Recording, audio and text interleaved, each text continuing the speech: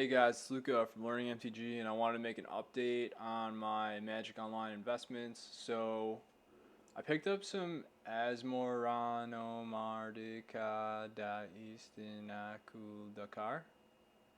I think this card is, I think we've kind of hit maybe like an inflection point, a turning point.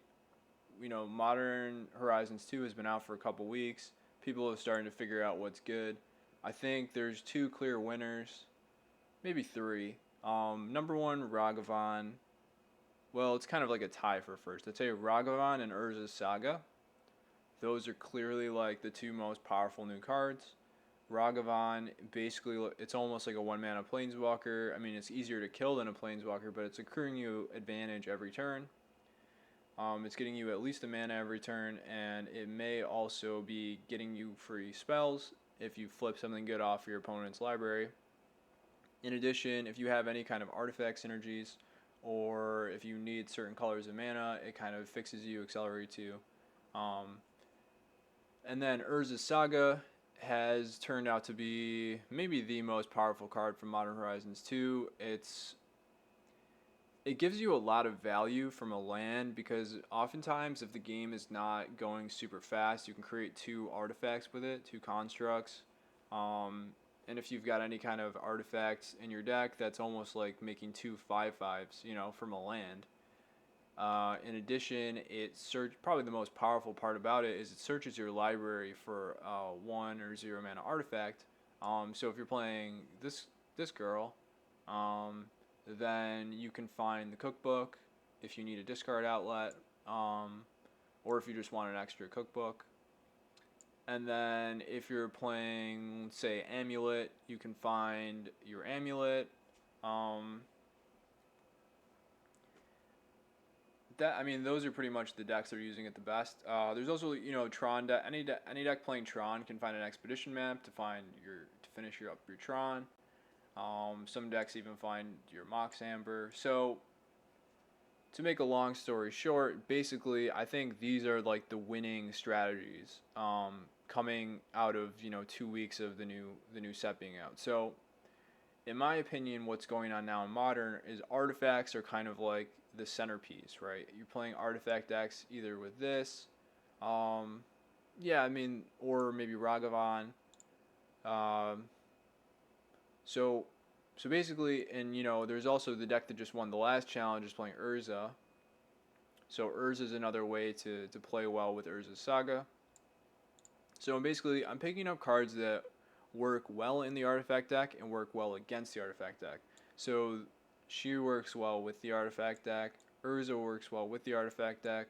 Karn is, you could argue even good against artifacts because your opponent's activated abilities of artifacts can't be used. But yeah, it's also Eldrazi Tron I think is going to be better because of Urza's Saga. So Karn kind of benefits from that. And then Mox Amber, there is a deck playing this legendary creature, and Emery, and maybe even Ragavan. So I think there's some potential for Mox Amber being good.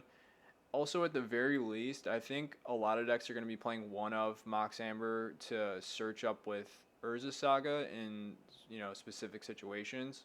So I think Mox Amber is going to see a lot more play. And then against the artifacts, I picked up some Katakis. I don't know how good Kataki is against their deck. It's been pretty good for me when I played it. It's obviously not good if they have her in play, and you can't deal with her because she can just shoot down the Kataki before Kataki's ability gets to trigger. And I think actually Teferi is pretty good against Urza Saga as well because you can, if they play turn 2 Urza Saga and you play turn 3 Teferi, bounce the Urza Saga, that is quite powerful. And also, I mentioned before in my previous videos, I think Teferi benefits a lot from all these cascade strategies getting a lot stronger. So yeah, pretty much what I bought was I bought her, I bought Urza. I think I may have already talked about Karn and Teferi. I think they're poised to increase in price. Mox Amber, pretty risky bet, but I have picked up a few of those at 4 ticks. And then the last one to talk about is Brought Back. So someone played this card against me.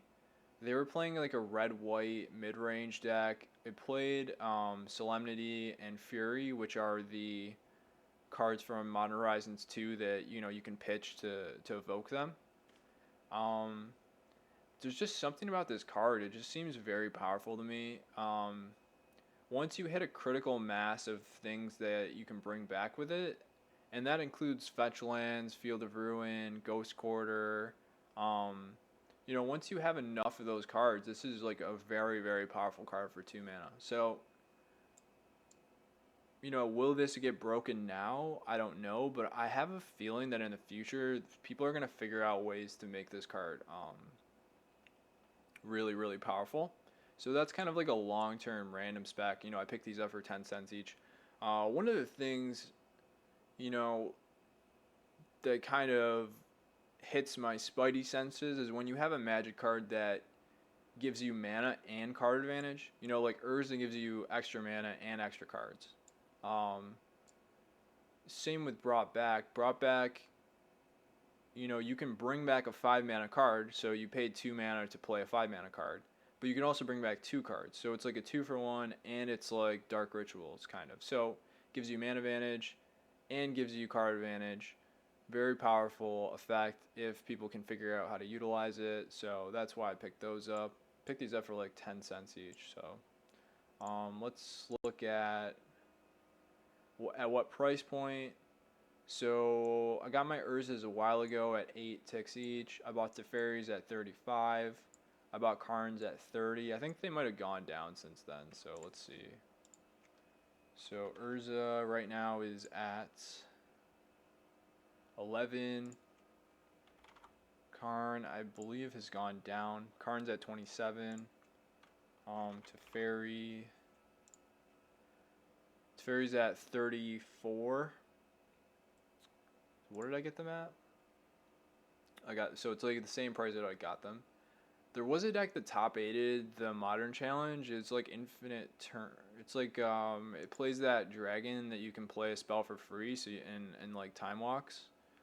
I don't think that deck's good, but it does play 4 Teferi. People might try to build that deck, but I've not been impressed with that deck.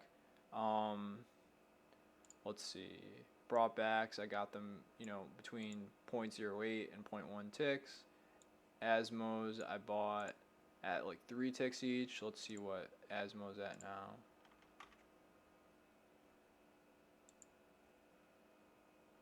Asmo is at 4. And if you look at the shape here, maybe we've bottomed. This card is really, really powerful. Definitely one of the best cards in this set. The only question is, like, is the amount of copies that people are going to be opening in packs, is that going to outpace the amount that people are going to be putting into decks? Still an open question. And yeah, Kataki's I got for 1.4. Let's see what Kataki's at now. And I believe that Kataki may, it may take a long time for Kataki to go up, but in the long run, it's at 1.6 now, so, it's possible in the long run it could be 4 or 5 ticks or whatever. Who knows? Or maybe it'll go back down to 0. But, yeah, so those are my specs. Just want to make an update. I think we've kind of hit the point where we already see, like, who the big winners are. The big winners are Ragavan and Urza Saga, and to a lesser extent, Asmorana. And that means that I think you're going to see a lot more of these kind of like mid-rangey artifact decks that play both Asmo and, let me see, where am I? I'm kind of lost. They play both Asmo and Urza and some counter magic. So it's not like completely all in artifacts. And then I think you're going to end up seeing a lot more Amulet. I think Amulet got a lot better and may actually be the best deck in Modern right now. So probably going to see more Amulet because it really, really benefited from Urza Saga being able to find, the deck. It really needs its Amulet, so it's almost like it's playing 8 copies of Amulet now. So that's it for this video. I hope you guys enjoyed this video, and I hope to see you guys in the next video.